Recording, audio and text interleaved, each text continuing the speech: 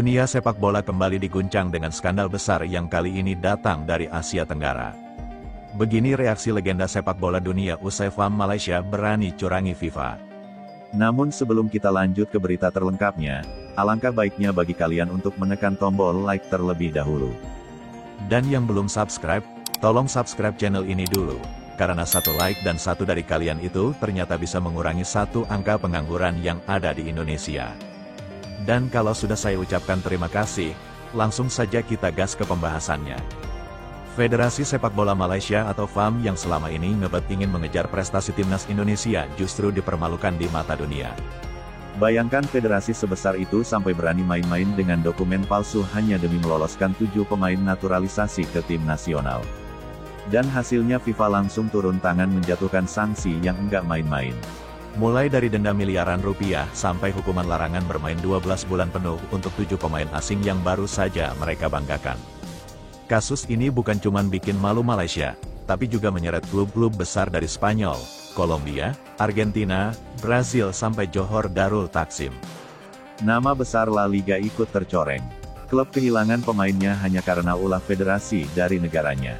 Sebuah tamparan keras yang menunjukkan betapa rapuhnya ambisi Malaysia untuk mengejar Indonesia. Dan ironisnya saat Indonesia lagi fokus menatap kualifikasi Piala Dunia 2026, Malaysia justru sibuk terjerat skandal terbesar dalam sejarah sepak bola mereka sendiri. Skandal ini bermulai dari sebuah pertandingan yang harusnya jadi ajang pembuktian Harimau Malaya. Tanggal 10 Juni tahun 2025, Malaysia menjamu Vietnam di Stadion Nasional Bukit Jalil pada babak ketiga kualifikasi Piala Asia 2027. Hasilnya memang mengejutkan. Malaysia menang telak 4-0. Bahkan 2 dari 7 pemain naturalisasi baru mereka langsung mencetak gol. Media Malaysia kala itu penuh euforia menyebut inilah era baru Harimau Malaya. Tapi siapa sangka kemenangan itu justru membuka pintu kehancuran. FIFA menerima laporan adanya kejanggalan soal kelayakan pemain yang tampil pada malam itu. Nama-nama seperti Facundo Garces, Rodrigo Holgado, Cho Piqueredo, John Irazabal hingga Hector Havel langsung jadi sorotan. Usut punya usut, ternyata dokumen yang digunakan untuk melegalkan status mereka sebagai pemain Malaysia adalah dokumen palsu. Komite Disiplin FIFA bergerak cepat setelah menyisir bukti dan melalui proses hukum mereka menyatakan FAM melanggar pasal 22 Kode Disiplin FIFA terkait pemalsuan dan keterangan palsu. Hukumannya jelas denda sebesar R50.000 FR Swiss atau sekitar R3 miliar ditambah hukuman individual bagi setiap pemain. Ketujuh pemain yang sempat diuluk-ulukan itu dijatuhi denda masing-masing 2.000 franc Swiss atau setara 41,8 juta rupiah. Lebih parah lagi, mereka semua dihukum larangan bermain selama 12 bulan penuh di segala kompetisi sepak bola baik level klub maupun internasional. Dengan satu putusan, seluruh rencana besar Malaysia ambruk. Tim nasional kehilangan 7 pemain inti. Sementara FM mendapatkan cap sebagai federasi yang berani bermain curang. Dan sejak hari itu, publik dunia melihat Malaysia bukan lagi sebagai pesaing di Asia Tenggara. Melainkan contoh nyata dari federasi yang nekat menghalalkan segala cara lalu kepergok dengan sangat memalukan, yang bikin skandal ini makin panas. Bukan hanya karena Malaysia kehilangan 7 pemainnya, efek domino dari keputusan FIFA juga menghantam klub-klub besar di berbagai belahan dunia.